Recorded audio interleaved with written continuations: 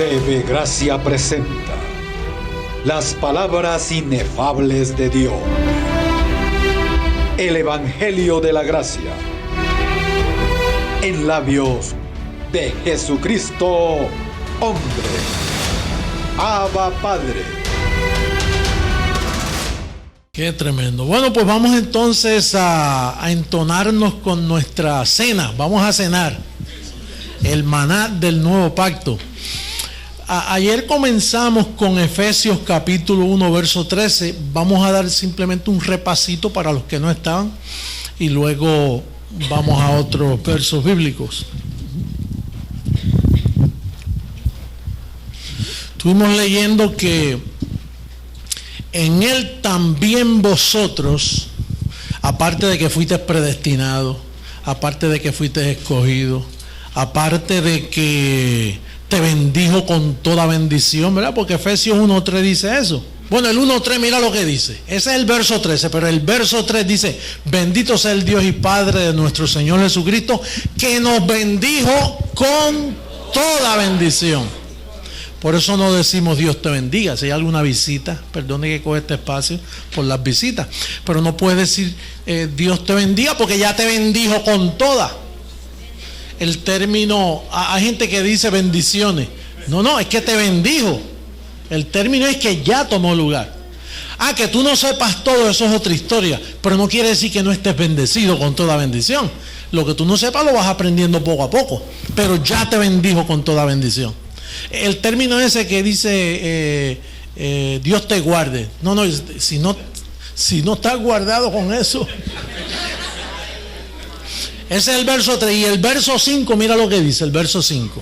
Hablando de predestinación, dice: en amor, habiéndonos predestinado para ser adoptados hijos suyos por medio de Jesucristo, según el puro afecto de su voluntad. Ahí la predestinación está hablando de tu cuerpo, porque Adán te perdió. El cuerpo se perdió con el pecado de Adán. En otras palabras, el diablo vino a ser dueño de tu cuerpo. Tenía autoridad sobre tu cuerpo. Pero entonces él adopta ese cuerpo, lo predestina y lo adopta. Ahí está hablando de la carne. Entonces en el 11 habla de tu espíritu, el verso 11. En él asimismo tuvimos herencia, habiendo sido predestinados conforme al propósito del que hace todas las cosas según el designio de su voluntad, donde no hay libre albedrío. Porque Dios limpió a 10 leprosos y uno regresó a dar gracias. Dios no le quitó la sanidad a los otros 9 leprosos. Él no es mezquino, que se queden sanos. Pero uno regresó en actitud de humildad, en actitud humilde de agradecimiento. Y esa es la clave de esto, el agradecimiento. Por eso tú te congregas. Tú no tienes que congregarte para ser salvo. Pero qué pena que te bendijo tanto y que tú ahora digas: no me voy a congregar. Y al no congregarte, entonces no creces normalmente. Y al no crecer normalmente tampoco siembra, porque te llevas la siembra para tu casa. Entonces no estás prosperando. Estás parando el núcleo de la creación, porque la creación tiene un desarrollo y se compone de dar, razón de dar y recibir. Entonces yo felicito a todos los que se congregan y siembran. Por eso.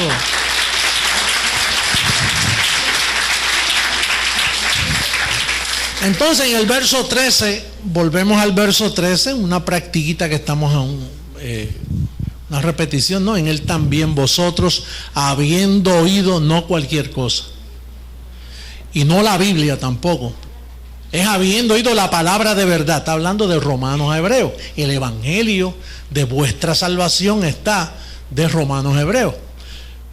No toda la Biblia, porque si lees toda la Biblia te metes en la ley y ese no es el evangelio de tu salvación.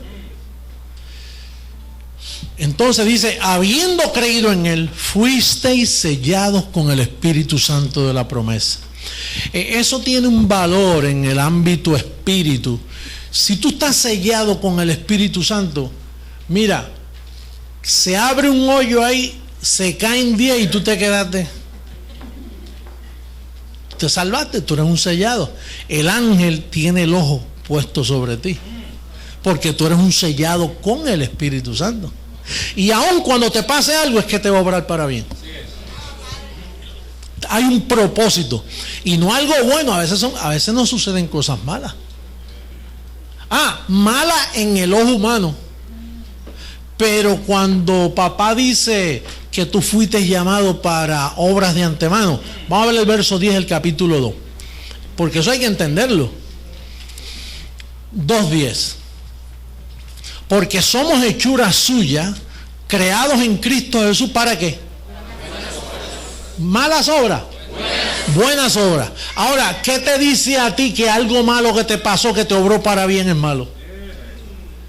El vecino dijo, mira, es malo, pero Dios dice, le conviene. Por lo tanto, aún siendo malo, para él es malo, para el que conoce en carne es malo, para Dios dice, esto es una buena obra. ¿Qué tú crees? Que matar a Jesús de Nazaret en la cruz, eso parece una mala obra, lo mataron. Sin embargo, si él no muere, estuvieras tú liquidado. Pero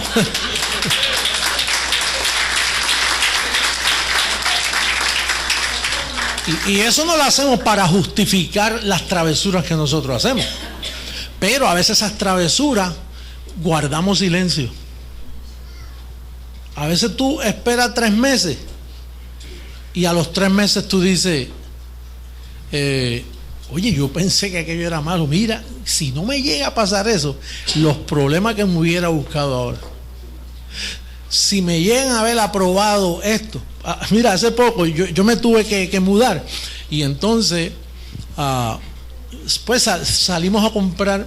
Nos habían regalado un sinnúmero de cosas, pero nos faltaban unos muebles. Y entonces, pues, sucedió algo que por razones no pudimos entrar a la tienda.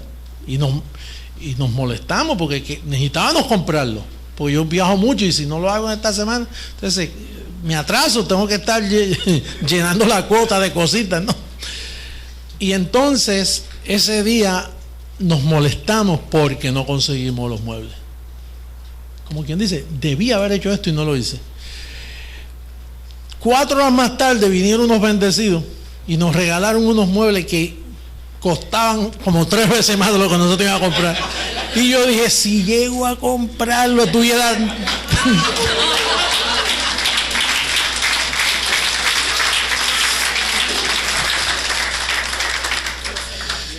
Hay cosas que a veces uno las ve malas y después las ve buenas. Por eso es que el profeta dijo, ¿quién será aquel que diga que sucedió algo bueno o malo que de la boca del Altísimo no haya tomado aprobación?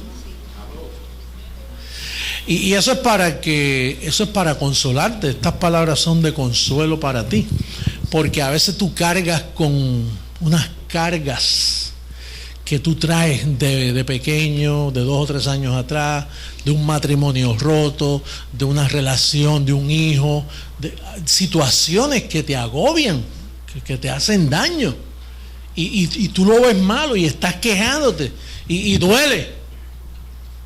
¿Cómo duele? ¿Ah? Pero a la larga son obras preparadas. Mira lo que dice: creados en Cristo Jesús para buenas obras, las cuales Dios preparó de antemano para que, mira, anduviésemos en ellas. Todos los que son sellados con el Espíritu Santo de la promesa son guiados. Bueno, desde el vientre. Dice, los que sois llevados desde el vientre, guiados desde la matriz. A esos yo los soporto hasta las canas. Y eso es consuelo para ti, saber eso, ¿no? Entonces, cuando la palabra dice que habiendo creído en Él, es un acto de que tú eres el que lo haces. Tú crees en Él. Entonces, Efesios 2:8 dice que es un don de Dios. Y tú pensaste que fuiste tú. Dice, no, yo tomé la decisión. Ah, tú tomaste sí, yo estoy firme porque yo creí. Mira lo que dice el verso 8. Porque por gracia sois salvos, ¿por medio de qué? ¿Y esto qué? Es un don de Dios. O sea que aun cuando tú creíste que fuiste tú, es que tienes el don, lo tienes integrado, vienes alambrado de fábrica con ese don, porque eres un predestinado, eres un elegido, eres una persona muy especial para Dios. Y eso significa que si tú estás y tienes ese don, y los dones son irrevocables, tú no te puedes perder. Tú no tienes que pensar en maldición. La salvación tuya está segura para siempre. ¿Cuántos tienen ese don? ¿Cuántos lo han visto funcionando? ¿Han creído? Con ese don es que todos llegamos a conocer y integrarnos en este pacto. Vamos a ver ahora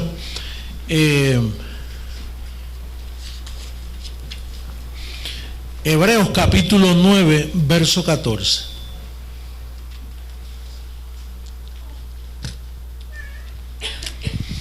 Cuánto más la sangre de Cristo, el cual mediante el Espíritu eterno se ofreció a sí mismo sin mancha a Dios, limpiará vuestras conciencias de obras muertas para que sirváis al Dios vivo.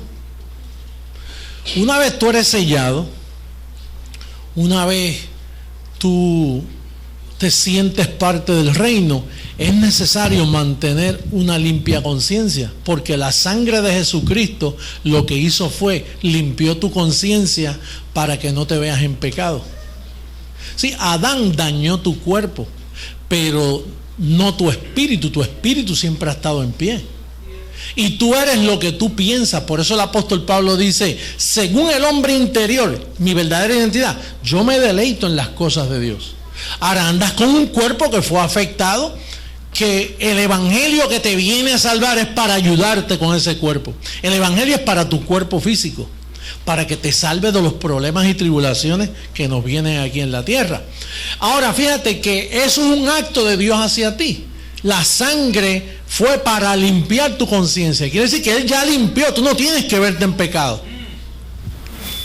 Jamás tú puedes ser hallado en pecado, que es lo que no entiende la prensa. Ahora mismo el mundo está diciendo, Él dice que no hay pecado.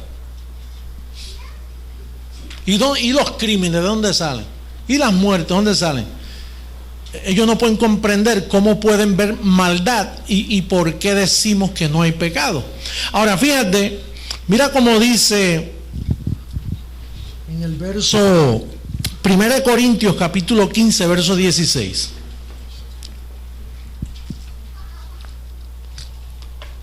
(15:16).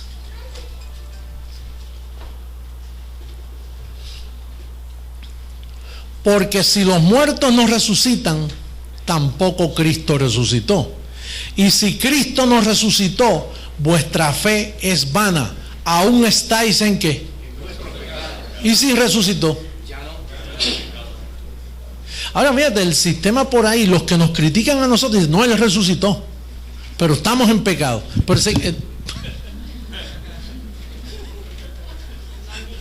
¿Cómo tú poder explicar eso? O sea, si Cristo no resucitó, estamos en pecado. Pero ¿y si resucitó? Estamos sin pecado. Eso es lo que significa limpia conciencia, que tú sepas que tú estás sin pecado. No es que tú vas a hacer actos por ahí malos y no, yo limpia conciencia. No, porque lo que siembra, cosecha. Pero tienes que entender que tu fe tiene que estar basada en lo escrito. Si tú le dices a alguien, mira, no hay pecado, la persona te va a decir, sí, pero ¿por qué hay muerte? ¿Por qué hay crimen? No ponga la carreta delante del caballo, bendecido. Vamos a lo que está escrito, vamos a la evidencia. Entonces la evidencia dice que Cristo resucitó. Y si Cristo resucitó, no estamos en pecado. Ahora los evangélicos por ahí dicen, ellos celebran, los católicos celebran. ¿No celebran ellos la resurrección el día de Semana Santa? No hacen alarde de que Cristo resucitó. Y ahí se jactan en la misa, Cristo resucitó de los muertos.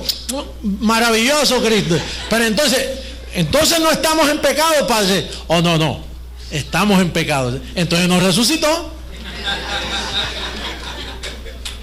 Hello.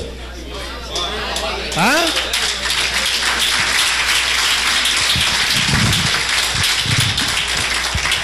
O sea, estamos confrontando a un sistema mentiroso que aplaude que resucitó, pero el propósito de resucitar es para que tú no estés en pecado. Pero entonces el propósito te lo niegan. Estamos hablando con un sistema que dice: Cristo derramó su sangre en la cruz. ¿Verdad que lo dicen? Derramó su sangre. Entonces, ¿cuál es el propósito del derramamiento de sangre? Que tú estés en limpia conciencia. Pero entonces ellos dicen: derramó su sangre, pero estás en pecado. Entonces no te dejan la limpia conciencia. Los testigos de Jehová hacen eso.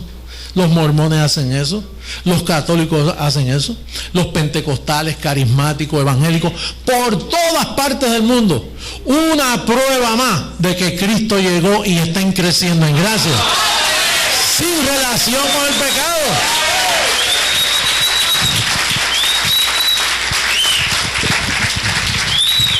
Sin relación con el pecado.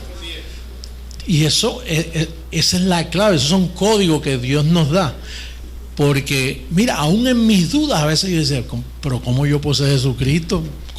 Si yo soy frágil, soy débil. Pero entonces las evidencias me decían: es que tú tienes todas las evidencias. Yo vendría por segunda vez sin relación con el pecado. ¿Y cómo probar eso? Pues con las escrituras, con los versos que estamos leyendo ahora. Hay otra más que es bien poderosa, Hebreos capítulo 10. Mira cómo dice el verso 18, pienso que 10:18, mira cómo dice: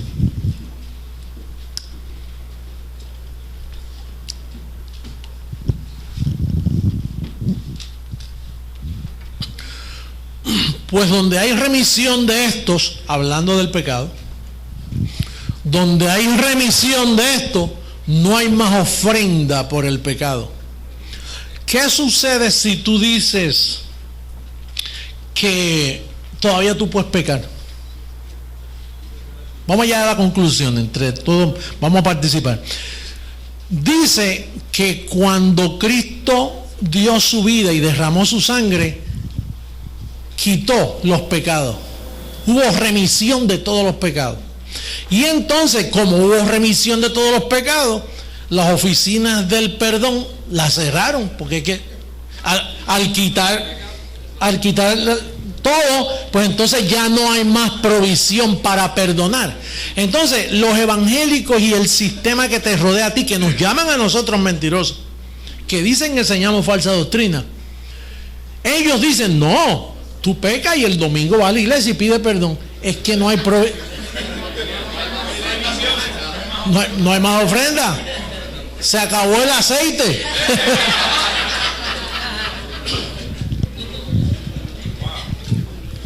Se acabó la gasolina. Si se acabó la gasolina, pues tú la compras gasolina. Se acabó el pan de piquito. Así dicen en Puerto Rico: se acabó el pan de piquito. Oye, y son tan atrevidos que se atreven a decir: no, uno puede ser hallado en pecado. ¿Ok? ¿Está bien? Somos hallados en pecado. ¿Dónde me pueden perdonar? Y dice: bueno, no hay más por el pecado. Entonces me quedé en pecado para siempre.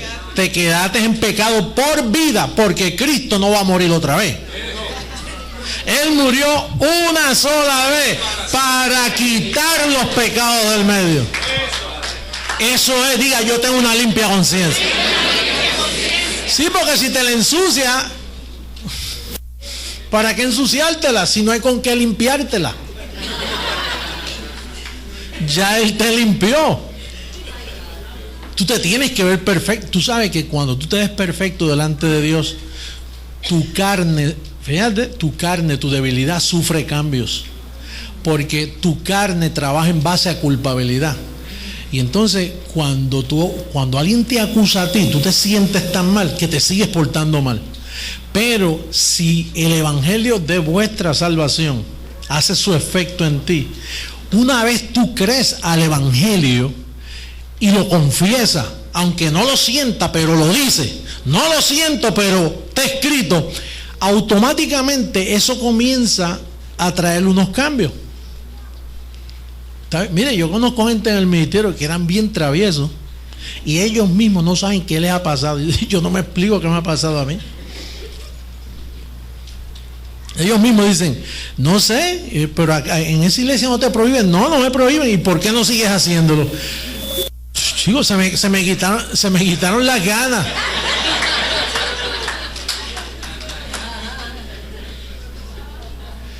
Porque esos son los efectos de un conocimiento que está entrando.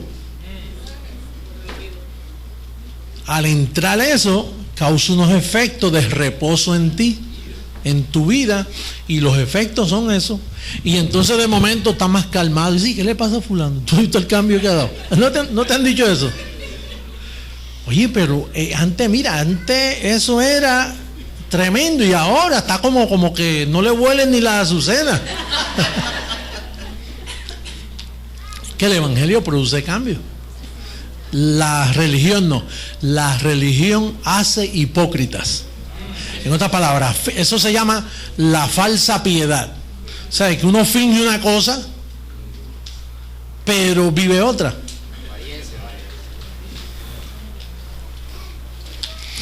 Pero nosotros, si cambiamos, y si no hemos cambiado, pues mira, yo no he cambiado en eso.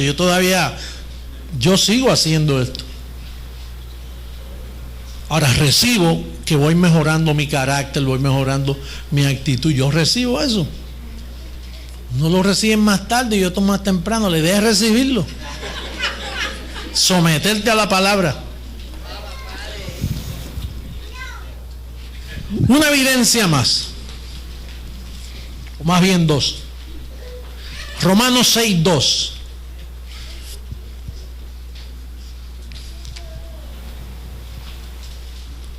Romanos capítulo 6, verso 2.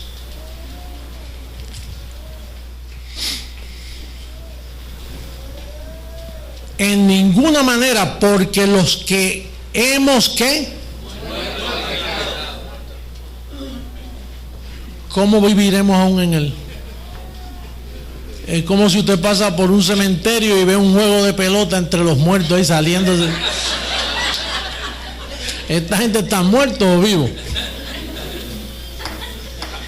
Diga, yo estoy muerto al pecado. No puedo ser hallado en pecado. O que el gobierno le envíe cobro de impuestos a un muerto familiar tuyo. Le llega la cuenta, mira, debe $12,000 al IRS. Y se murió. Está muerto, no se le puede hallar en deuda. Entonces la Biblia dice que estamos muertos al pecado. Esto no es una religión, esto es una universidad de gracia. Este es el centro educativo donde tú te vas a educar para que cojas celo. Yo no voy a permitir esta vaina más, yo voy a hacer más. Sí.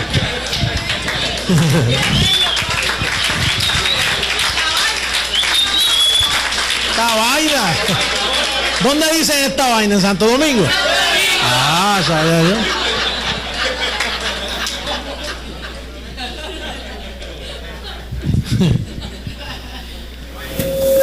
Tenemos que pararle eso. ¿Cómo tú te vas a quedar con los brazos cruzados sin hacer nada? Un tratadito, un CD, mira, escúchate eso, salva tu vida. ¿Cómo que salva mi vida? Yo voy a la iglesia todos los domingos, por eso, sálvala de ahí. No vayas más.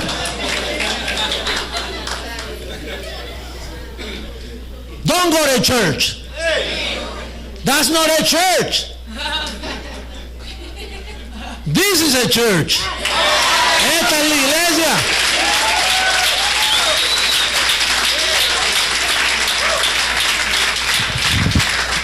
Yo a veces en los vuelos me encuentro con gente y dice, me ven con una Biblia o leyendo, repasando, y me dicen, yo con eso no, yo no voy a la iglesia ni quiero saber de eso. Y qué bueno. ¿Sabes? Eso para usted es bueno, buenísimo. Buenísimo. Oye, estamos al borde del avivamiento más grande que ha ocurrido al mundo entero.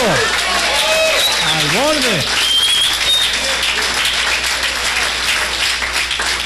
Mira lo que dice Romanos 6:14. No, 6:11, perdón, 6:11 hasta el 14. Mira cómo dice. en cuanto al pecado se refiere. Así también vosotros, consideraos ¿qué? ¿Por qué te tienes que considerar muerto al pecado? Porque lo estás. Lo que pasa, fíjate la técnica del apóstol. Considérate muerto porque posiblemente como tú estás vivo todavía, dices, no, ¿cómo yo voy a estar muerto al pecado si yo todavía cometo debilidades? Pero aún tú cometiendo debilidades, tú no puedes llamar a eso pecado. Tú puedes llamarle a eso mala siembra de la carne. Puedes cosechar peligrosamente de esa mala siembra, pero no le puedes llamar pecado. Por eso es que te dice, considérate porque lo estás. Tú estás muerto al pecado, tú eres impecable. A ti no se te puede hablar de pecado, ni de diablo, ni de condenación. Tú has pasado de muerte a vida.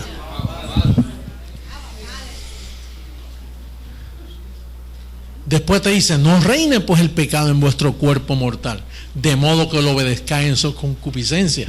En otras palabras, no puedes evitar que un pajarito pase y te tire una pajita en la cabeza, pero que te haga un nido. No, que cuando tú hagas así, oye, ¿qué es esto? No me lavó la cabeza en 6 meses.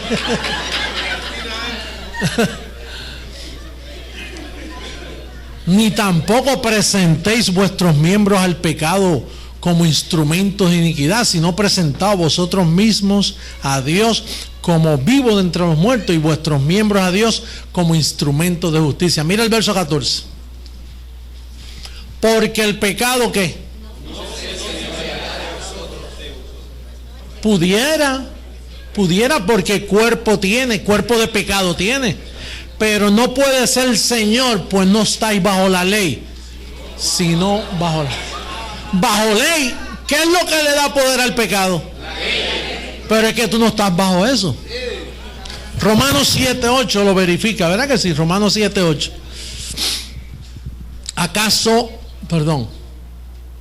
Mas el pecado, tomando ocasión por el mandamiento, produjo en mí toda codicia, porque sin la ley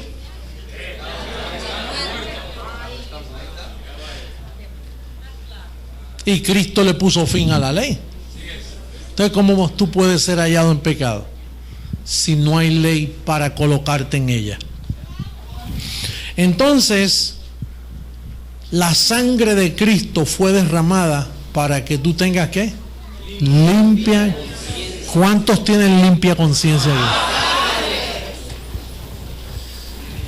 La congregación de los espíritus justos hechos perfectos. Oye,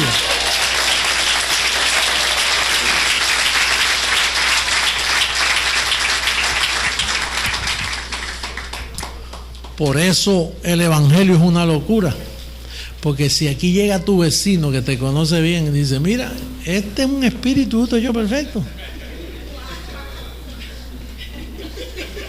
con los gritos que yo oí ayer en la casa,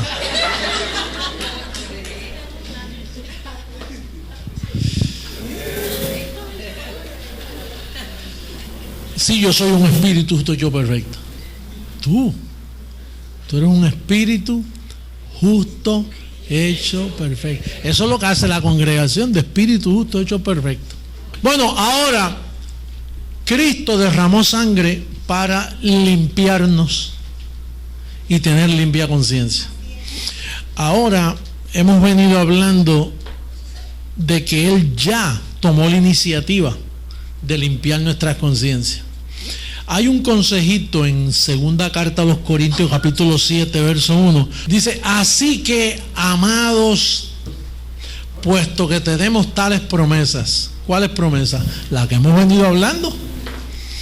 Limpiémonos, ahora estamos hablando nosotros, limpiémonos de toda contaminación de carne y de espíritu, perfeccionando la santidad en el temor de Dios. Esa contaminación de carne y de espíritu es mala información que te han metido a ti en tu mente. Y entonces esa mala información no te deja disfrutar el pacto, porque es que estás contaminado. Nosotros tenemos gente que están comenzando y están llenos de contaminaciones. Y a veces uno les habla y dice, no, eso no puede ser así. Increíble, ¿cómo? Se insultan, pero es porque hay 2000 años de basura corriendo por todas las emisoras de radio y televisión. Y corriendo por toda esta sinagoga de hombres que no predican el evangelio. Y entonces eso, aunque no vayas a la iglesia, estás contaminado. ¿Tú sabes por qué hay gente que no va a la iglesia? Porque oyeron tanto de la iglesia que no quieren ir. Quiere decir que, pero al oír se contaminaron. Entonces nos toca a nosotros limpiarnos. ¿Cómo nos vamos a limpiar? Congregándonos y leyendo a Filipenses 4:8. Vamos para allá.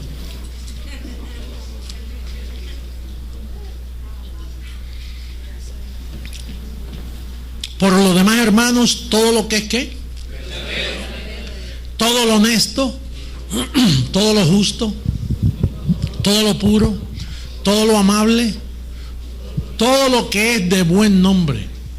Si hay virtud alguna, si algo digno de alabanza, ¿en esto qué? Eso es lo único que tú puedes hacer.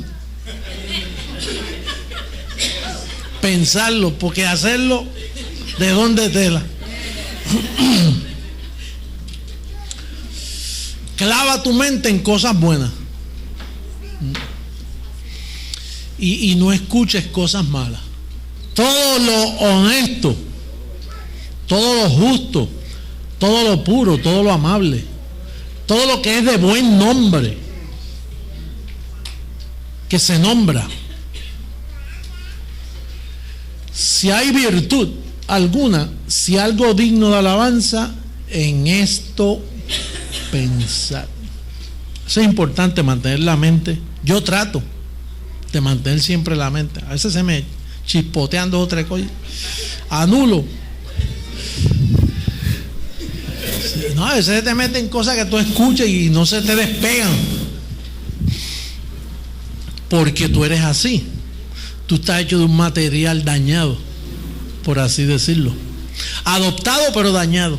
El mundo de bienestar comienza por la lengua, porque llega a la mente la pasa a la lengua y confiesa lo que estás pensando.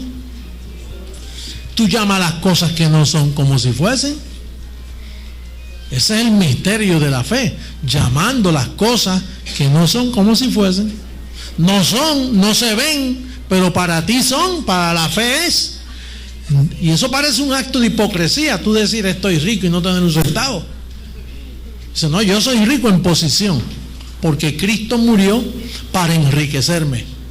Y aunque tú no tengas un centavo, dice, bueno, pero es que Él murió para, de la misma forma que Él murió para colocarme muerto al pecado, y yo veo mis debilidades, pero creo que estoy muerto al pecado. Pues de la misma forma Él murió para con su pobreza enriquecerte. Tú no tienes dinero, pero Él murió para eso. Tú honras eso en lo que aparece. Toma el tiempo que tome. Yo recibo que vas a ministrar esta palabra donde quiera que estás. Recibo tu bienestar, recibo que tú estás sano. Mira, de pies a cabeza, declárate sano ahí de toda dolencia. Declárate próspero, más que vencedor. Obras de antemano buenas para ti. Y recibo que tienes buen regreso con ángeles a tu lado. Activo tu ángel en el nombre que es sobre todo nombre. Así lo recibimos.